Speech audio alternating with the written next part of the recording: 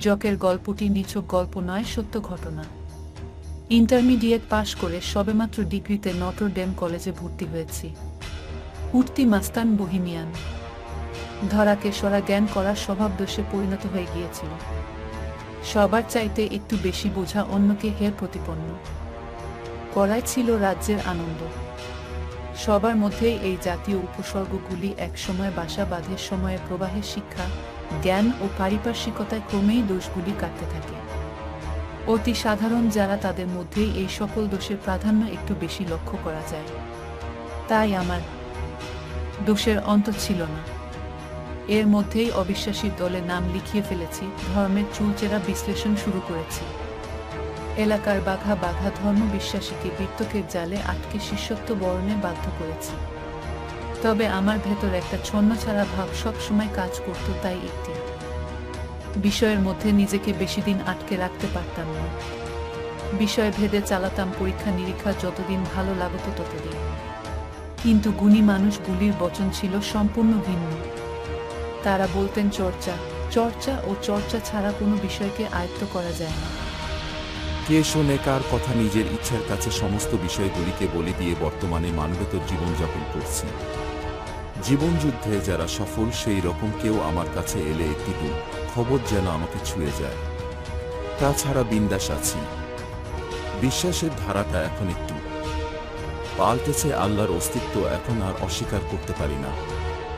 যুক্তি ও তর্কের মধ্যে আল্লাহর অস্তিত্ব বারবার উপলব্ধি করি। তবে প্রচলিত ধর্মগুলিতে বিশ্বাস নেই। মানুষে প্রভেদ খুঁজে পাই না। সবার মাঝেই মানবিক দোষগুণগুলি প্রত্যক্ষ করি। তাই ধর্ম দিয়ে মানুষকে ভাগ করাকে নিরর্থক মনে হয়। যে ঘটনাটা বলতে যাচ্ছি তার সাথে উপরি উল্লেখিত বিষয়গুলির একটি সম্পর্ক আছে বিধায় বলতে হলো। আমার এক বন্ধু, নাম ধরুন রফিক, ক্লাস 5 থেকেই বন্ধুত্ব, বছর 2 হলো। ওর বাবা গত হয়েছে। বড় ভাই হওয়ার সুবাদে স্বভাবতই ওর কাঁধেই সংসারের জোয়ালটা নেমে এসেছিল। মা, 2 বোন, 3 ভাইয়ের সংসার।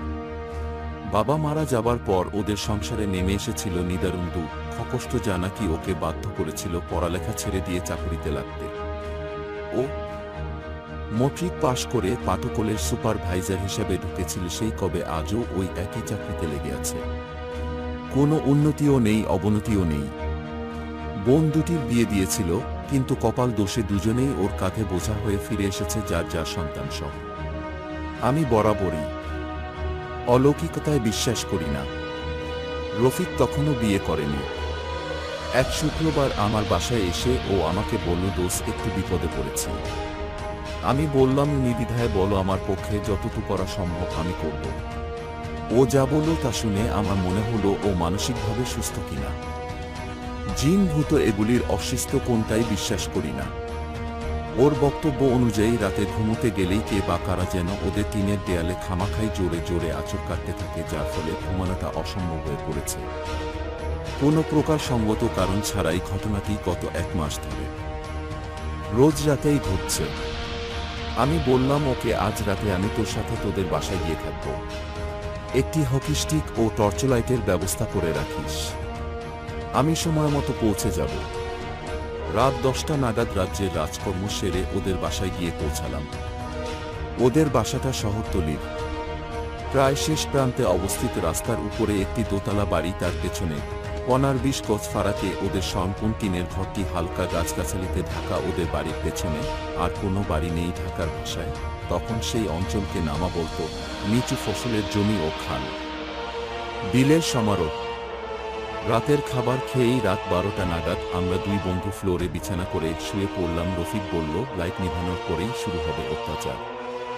আমাকে আরও বলল, এমনিতে কোনো ভয় নেই, এ পর্যন্ত কোনো ক্ষতি করেনি শব্দ করা ছাড়া। লাইট নেভানোর সাথে সাথেই শুরু হয়ে গেল ভূতের খেলা।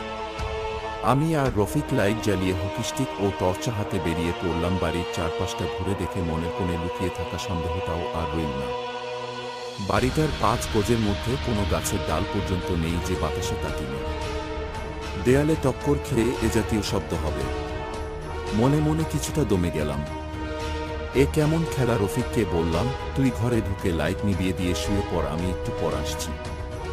ও ঘরে ঢুকে দরজাটা ভিজিয়ে দিয়ে শুয়ে লাইটটা নিভিয়ে দিতেই আবার শুরু হলো একই শব্দ এবার। সত্যি সত্যি ভয় পেয়ে গেলাম, আশেপাশে জনমানুষের কোনো উপস্থিতি নেই, তবুও শব্দটা আসছে। এমন ভয় জীবনে কখনো পেয়েছিলাম বলে আমার পড়ে না। তাই তাড়াতাড়ি ঘরে ঢুকে দরজা লাগিয়ে দিলাম। সকালে কাউকে কিচ্ছুটি না বলেই চলে এলাম, আর অনাবত্য মনে একটি প্রশ্নের উদয় হতে থাকলো, কারণ ছাড়া এটা ঘটতেই পারে না, কিন্তু করানটা কি? পৃথিবীর সমস্ত নামকরা মনোবিজ্ঞানীদেরকে সৃষ্টিগুলো পড়ে যাচ্ছি, যুৎসই কোনো উত্তরই খুঁজে পাচ্ছি না। 2 বছর পর উত্তর বেরিয়ে এল পশ্চিম বাংলা বিজ্ঞান পরিষদের সভাপতি প্রবীর ঘোষের লেখা বইটি থেকে। বইটির নাম ভুলে গেছি। সাথে সাথেই রফিককে একান্তে ডেকে নিয়ে বলেছিলাম, দোষ, আওয়াজ তোমার ঘরের ভিতর থেকেই কেউ করছে, তোমাদের দায়িত্বহীনতায় তোমাদের উপর খেপে গিয়ে এসব করে তোমাদের উপর প্রতিশোধ নিচ্ছে। যদি আমার কথা বিশ্বাস করো তো তুমি তোমার 2 বোনকে যেভাবেই হোক তাদের সংসারে ফিরে যাবার ব্যবস্থা কর, তাহলেই আমার বিশ্বাস তুমি এ নরক যন্ত্রণা থেকে রেহাই পাবে। এরপর রফিক মাসখানেক দেন দরবার করে ওর বোনের স্বামীদের সাথে একটি আপোষ রফায় এসে বোনদের স্বামীর বাড়ি পাঠিয়ে দেয়। এরপর থেকে সেই ভূত আর ওদের জ্বালায়নি।